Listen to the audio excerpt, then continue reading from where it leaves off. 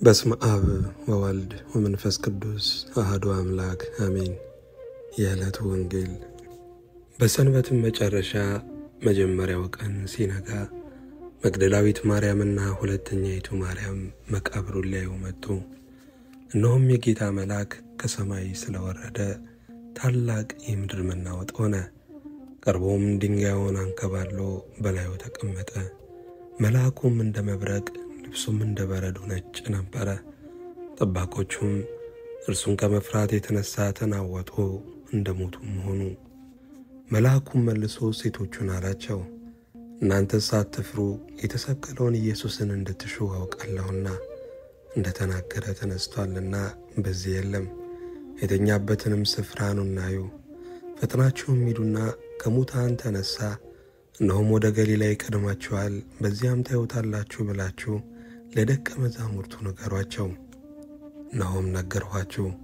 በፍርሃትና በታላቅ ደስታም ፈጥነው ከመቃብር ሄዱ፣ ለደቀ መዛሙርቱም ሊያወሩ ሮጡ።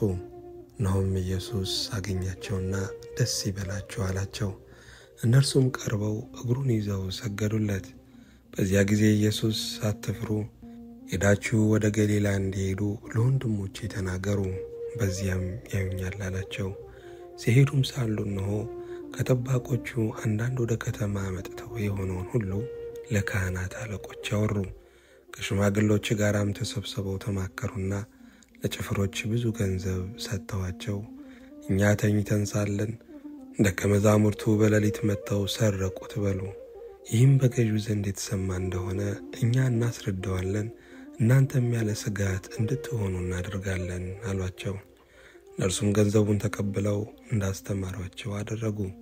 ይህም ነገር በአይሁድ ዘንድ እስከ ዛሬ ድረስ ሲወራ ይኖራል። 11 ደቀ መዛሙርት ግን ኢየሱስ ወዳዘዛቸው ተራራ ወደ ገሊላ ሄዱ። ባዩትም ጊዜ ሰገዱለት። የተጠራጠሩ ግን ነበሩ። ኢየሱስም ቀረበና እንዲህ ብሎ ተናገራቸው፣ ስልጣን ሁሉ በሰማይና በምድር ተሰጠኝ። እንግዲህ ሂዱና አሕዛብን ሁሉ በአብ በወልድ በመንፈስ ቅዱስ ስም እያጠመቃችኋቸው ያዘዝኋችሁንም ሁሉ እንዲጠብቁ እያስተማራችኋቸው ደቀ መዛሙርት አድርጓቸው። እነሆም እኔ እስከ ዓለም ፍጻሜ ድረስ ሁል ጊዜ ከእናንተ ጋር ነኝ። ምስጋና ለዘላለሙ አሜን። የማርቆስ ወንጌል ምዕራፍ 16 ከቁጥር 1 እስከ ፍጻሜ። የማቴዎስ ወንጌል ምዕራፍ 28 ከቁጥር 1 እስከ ፍጻሜ። ሰንበትም ካለፈ በኋላ መግደላዊት ማርያም፣ ያዕቆብም እናት ማርያም፣ ሰሎሜም መጥተው ሊቀበሉት ሽቱ ገዙ። ከሳምንቱም በፊተኛው ቀን እጅግ በማለዳ ፀሐይ ከወጣ በኋላ ወደ መቃብር መጡ። እርስ በርሳቸውም ድንጋዩን ከመቃብር ደጃፍ ማን ያንከባልልልናል ይባባሉ ነበረ። ድንጋዩ እጅግ ትልቅ ነበርና ሻቅባውም አይተው ድንጋዩ ተንከባሎ እንደነበረ ተመለከቱ። ወደ መቃብሩም ገብተው ነጭ ልብስ የተጎናጸፈ ጎልማሳ በቀኝ በኩል ተቀምጦ አዩና ደነገጡ። እርሱ ግን አትደንግጡ፣ የተሰቀለውን የናዝሬቱን ኢየሱስን ትፈልጋላችሁ፣ ተነስቷል፣ በዚህ የለም። እነሆ እርሱን ያኖሩበት ስፍራ። ነገር ግን ሄዳችሁ ለደቀ መዛሙርቱ ለጴጥሮስም ወደ ገሊላ ይቀድማችኋል፣ እንደነገራችሁ በዚያ ታዩታላችሁ ብላችሁ ንገሯቸው አላቸው። መንቀጥቀጥና መደንገጥ ይዟቸው ነበርና ወጥተው ከመቃብር ሸሹ። ይፈሩ ነበርና ለማንም አንዳች አልነገሩም። እነርሱም ያዘዛቸውን ሁሉ ለጴጥሮስና ከእርሱ ጋር ላሉት ባጭሩ ተናገሩ። ከዚህም በኋላ ኢየሱስ ራሱ ለዘላለም ድህነት የሆነውን የማይለወጠውን ቅዱስ ወንጌል ከፀሐይ መውጫ እስከ መጥለቂያው ድረስ በእጃቸው ላከው። ከሳምንቱም በመጀመሪያው ቀን ማልዶ በተነሳ ጊዜ አስቀድሞ 7 አጋንንት ላወጣላት ለመግደላዊት ማርያም ታየ። እርሷ ሄዳ ከእርሱ ጋር ሆነው ለነበሩት ሲያዝኑና ሲያለቅሱ ሳሉ አወራችላቸው። እነርሱም ሕያው እንደሆነ ለእርሷም እንደታያት ሲሰሙ አላመኑም። ከዚህም በኋላ ከእነርሱ ለሁለቱ ወደ ባላገር ሲሄዱ በመንገድም በሌላ መልክ ተገለጠ። እነርሱም ሄደው ለሌሎች አወሩ፣ እነዚያንም ደግሞ አላመኗቸውም። ኋላም በማዕድ ተቀምጠው ሳሉ 11 ተገለጠ። ተነስተውም ያዩትን ስላላመኗቸው አለማመናቸውንና የልባቸውንም ጥንካሬ ነቀፈ። እንዲህም አላቸው፣ ወደ ዓለም ሁሉ ሂዱ፣ ወንጌልንም ለፍጥረት ሁሉ ስበኩ። ያመነ የተጠመቀ ይድናል፣ ያላመነ ግን ይፈረድበታል። ያመኑትንም እነዚህ ምልክቶች ይከተሏቸዋል። በስሜ አጋንንትን ያወጣሉ፣ በአዲስ ቋንቋ ይናገራሉ፣ እባቦችን ይይዛሉ፣ የሚገድልም ነገር ቢጠጡ አይጎዳቸውም። እጃቸውን በደዌዎች ላይ ይጭናሉ፣ እነርሱም ይድናሉ። ጌታ ኢየሱስም ከእነርሱ ጋር ከተናገረ በኋላ ወደ ሰማይ አረገ፣ በእግዚአብሔርም ቀኝ ተቀመጠ። እነርሱም ወጥተው በየስፍራው ሁሉ ሰበኩ። ጌታም ከእነርሱ ጋር ይሠራ ነበረ፣ በሚከተሉትም ምልክቶች ቃሉን ያጸና ነበረ። ምስጋና ለእግዚአብሔር ይሁን። የሉቃስ ወንጌል ምዕራፍ 24 ከቁጥር 1 እስከ 13። ነገር ግን ከሳምንቱ በመጀመሪያው ቀን ያዘጋጁትን ሽቱ ይዘው ከእነርሱም ጋር አንዳንዶቹ ወደ መቃብሩ እጅግ ማልደው መጡ። ድንጋዩንም ከመቃብሩ ተንከባሎ አገኙት። ገብተውም የጌታን የኢየሱስን ሥጋ አላገኙም። እነርሱም በዚህ ሲያመነቱ እነሆ 2 ሰዎች የሚያንጸባርቅ ልብስ ለብሰው ወደ እነርሱ ቀረቡ። ፈርተውም ፊታቸውን ወደ ምድር አቀርቅረው ሳሉ እንዲህ አሏቸው፣ ሕያውን ከሙታን መካከል ስለምን ትፈልጉታላችሁ? ተነስቷል እንጂ በዚህ የለም። የሰው ልጅ በኃጢአተኞች እጅ አልፎ ሊሰጥና ሊሰቀል በሦስተኛውም ቀን ሊነሣ ግድ ነው እያለ ገና በገሊላ ሳለ ለእናንተ እንደተናገረ አስቡ። ቃሎቹንም አስቡ። ከመቃብሩም ተመልሰው ይህን ሁሉ ለ11ዱና ለሌሎቹ ሁሉ ነገሯቸው። ይህንንም ለሐዋርያት የነገሯቸው መግደላዊት ማርያምና ዮሐና፣ የያዕቆብም እናት ማርያም፣ ከእነርሱም ጋር የነበሩት ሌሎች ሴቶች ነበሩ። ይህም ቃል ቅዠት መስሎ ታያቸውና አላመኗቸውም። ጴጥሮስ ግን ተነስቶ ወደ መቃብር ሮጠ። በዚያም ዝቅ ብሎ ሲመለከት የተልባ እግር ልብስን ብቻ አየ። በሆነውም ነገር እየተደነቀ ወደ ቤቱ ሄደ። ምስጋና ለእግዚአብሔር ይሁን። መጀመሪያይቱ የሐዋርያው የቅዱስ ጳውሎስ መልእክት ወደ ቆሮንቶስ ሰዎች ምዕራፍ 15 ከቁጥር 20 እስከ 41። ክርስቶስም ካልተነሳ እንግዲያስ ስብከታችን ከንቱ ነው፣ እምነታችሁም ደግሞ ከንቱ ናት። ደግሞም ክርስቶስን አስነስቶታል ብለን በእግዚአብሔር ላይ ስለመሰከርን ሐሰተኞች የእግዚአብሔር ምስክሮች ሆነን ተገኝተናል። ሙታን ግን የማይነሱ ከሆነ እርሱን አላስነሳውም። ሙታን የማይነሱ ከሆነ ክርስቶስ አልተነሳም።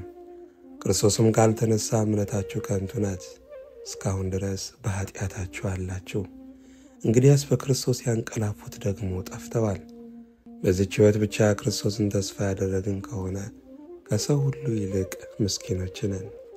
አሁን ግን ክርስቶስ ላንቀላፉት በኩራት ሆኖ ከሙታን ተነስቷል።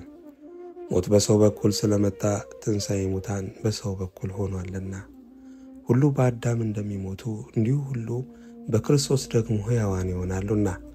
ነገር ግን እያንዳንዱ በራሱ ተራ ይሆናል። ክርስቶስ እንደ በኩራት ነው፣ በኋላም በመምጣቱ ለክርስቶስ የሆኑት ናቸው። በኋላም መንግሥቱን ለእግዚአብሔር ለአባቱ አሳልፎ በሰጠ ጊዜ አለቅነትንም ሁሉና ሥልጣንን ሁሉ ኃይልንም በሻረ ጊዜ ፍጻሜ ይሆናል። ጠላቶቹን ሁሉ ከእግሩ በታች እስኪያደርግ ድረስ ሊነግሥ ይገባዋልና። የኋለኛው ጠላት የሚሻረው ሞት ነው፣ ሁሉን ከእግሩ በታች አስገዝቷልና። ነገር ግን ሁሉ ተገዝቷል ሲል ሁሉን ካስገዛለት በቀር መሆኑ ግልጥ ነው።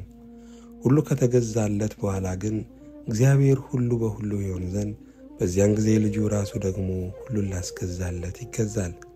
እንዲያማ ካልሆነ ስለ ሙታን የሚጠመቁ ምን ያደርጋሉ? ሙታንስ ከቶ የማይነሱ ከሆነ ስለ እነርሱ የሚጠመቁ ስለምንድን ነው? እኛስ ዘወትር በሚያስፈራ ኑሮ የምንኖር ስለምንድን ነው? በጌታችን በክርስቶስ ኢየሱስ ባለኝ በእናንተ ትምክህት እየማልሁ ወንድሞች ሆይ ዕለት ዕለት እሞታለሁ። እንደ ሰው በኤፌሶን ከአውሬ ጋር ከታገልሁ፣ ሙታንስ የማይነሱ ከሆነ ምን ይጠቅመኛል? ነገ እንሞታለንና እንብላና እንጠጣ። አትሳቱ። ክፉ ባልንጀርነት መልካሙን አመል ያጠፋል። በጽድቅ ንቁ፣ ኃጢአትንም አትስሩ፣ እግዚአብሔርን የማያውቁ አሉና። አሳፍራችሁ ዘንድ ይህንን እላለሁ። ነገር ግን ሰው ሙታን እንዴት ይነሳሉ? በምንስ አይነት አካል ይመጣሉ? የሚል ይኖር ይሆናል። አንተ ሞኝ! አንተ የምትዘራው ካልሞተ ሕያው አይሆንም። የምትዘራውም ስንዴ ቢሆን ከሌላም አይነት ያንዱ ቢሆን ቅንጣት ብቻ ነው እንጂ የምትዘራው የሚሆነውን አካል አይደለም። እግዚአብሔር ግን እንደወደደ አካልን ይሰጠዋል፣ ከዘሮቹም ለእያንዳንዱ የገዛ አካሉን ይሰጠዋል። ሥጋ ሁሉ አንድ አይደለም፣ የሰው ሥጋ ግን አንድ ነው። የእንስሳም ሥጋ ሌላ ነው፣ የወፎችም ሥጋ ሌላ ነው፣ የዓሣም ሥጋ ሌላ ነው። ደግሞ ሰማያዊ አካል አለ፣ ምድራዊውም አካል አለ። ነገር ግን የሰማያዊ አካል ክብር ልዩ ነው፣ የምድራዊውም አካል ክብር ልዩ ነው። የፀሐይ ክብር አንድ ነው፣ የጨረቃም ክብር ሌላ ነው፣ የከዋክብትም ክብር ሌላ ነው። በክብር አንዱ ኮከብ ከሌላው ኮከብ ይለያልና። የሙታን ትንሣኤ ደግሞ እንዲሁ ነው። በመበስበስ ይዘራል፣ ባለመበስበስ ይነሳል። ምስጋና ለእግዚአብሔር ይሁን። መጀመሪያይቱ የሐዋርያው የቅዱስ ጴጥሮስ መልእክት ምዕራፍ 1 ከቁጥር 1 እስከ 13።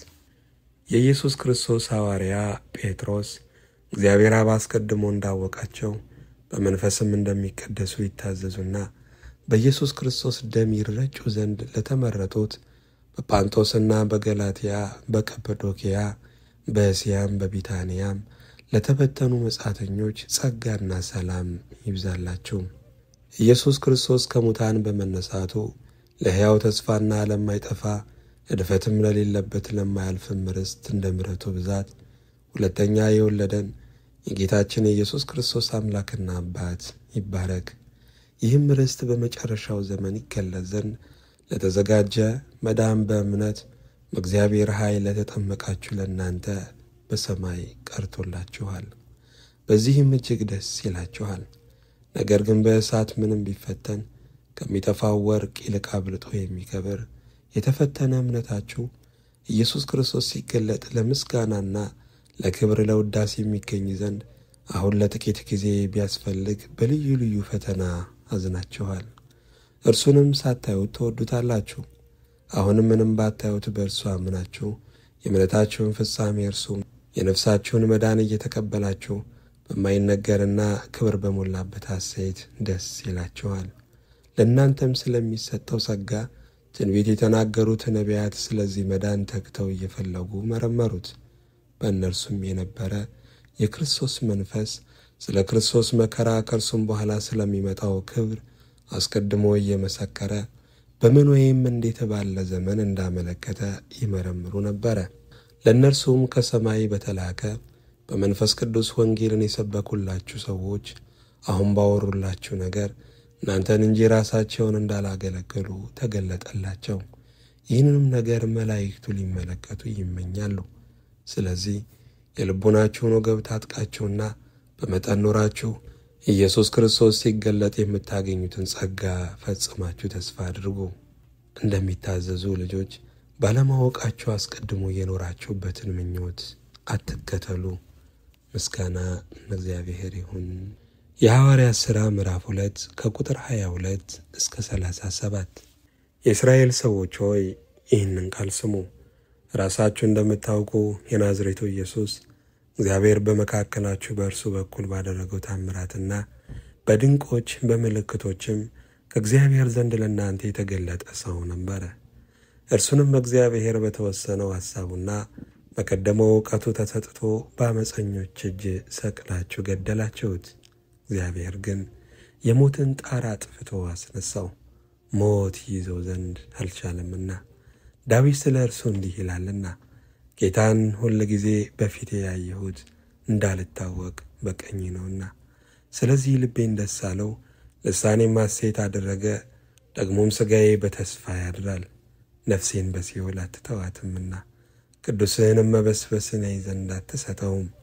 የሕይወትን መንገድ አስታወቅከኝ፣ ከፊትህ ጋር ደስታንም ትሞላብኛለህ። ወንድሞች ሆይ ስለ አባቶች አለቃ ስለ ዳዊት እንደሞተም እንደተቀበረም ለእናንተ በግልጥ እናገር ዘንድ ፍቀዱልኝ። መቃብሩም እስከ ዛሬ በእኛ ዘንድ ነው። ነቢይ ስለሆነ ከወገቡም ፍሬ በዙፋኑ ያስቀምጥ ዘንድ እግዚአብሔር መሐላ እንደማለለት ስላወቀ ስለ ክርስቶስ ትንሣኤ አስቀድሞ አይቶ ነፍሱ በሲኦል እንዳልቀረች ሥጋውን መበስበስን እንዳላየ ተናገረ። ይህን ኢየሱስን እግዚአብሔር አስነሣው። ለዚህም ነገር እኛ ሁላችን ምስክሮች ነን። ስለዚህ በእግዚአብሔር ቀኝ ከፍ ከፍ ብሎና የመንፈስ ቅዱስን የተስፋ ቃል ከአብ ተቀብሎ ይህን ከእናንተ አሁን የምታዩትንና የምትሰሙትን አፈሰሰው። ዳዊት ወደ ሰማያት አልወጣምና፣ ነገር ግን እርሱ ጌታ ጌታዬን ጠላቶችህን የእግር መረገጫ እስካደርግልህ ድረስ በቀኜ ተቀመጥ አለው አለ።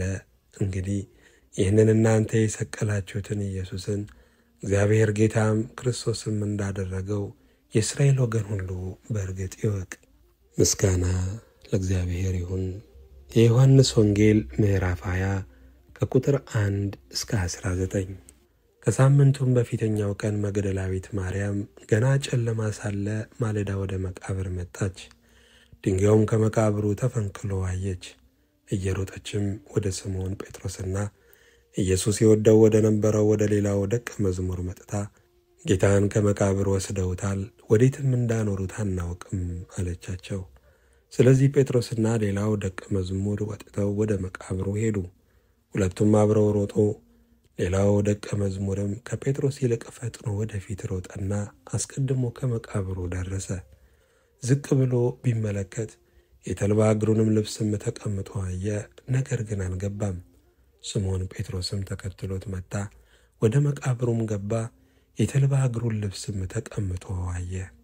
ደግሞም በራሱ የነበረውን ጨርቅ ለብቻው በአንድ ስፍራ ተጠምጥሞ እንደነበረ እንጂ ከተልባ እግሩ ልብስ ጋር ተቀምጦ እንዳልነበር አየ። በዚያን ጊዜ አስቀድሞ ወደ መቃብር የመጣው ሌላው ደቀ መዝሙር ደግሞ ገባ፣ አየም፣ አመነም። ከሙታን ይነሣ ዘንድ እንዲገባው የሚለውን የመጽሐፉን ቃል ገና አላወቁም ነበርና። ደቀ መዛሙርቱም ወደ ቤታቸው ደግሞ ሄዱ።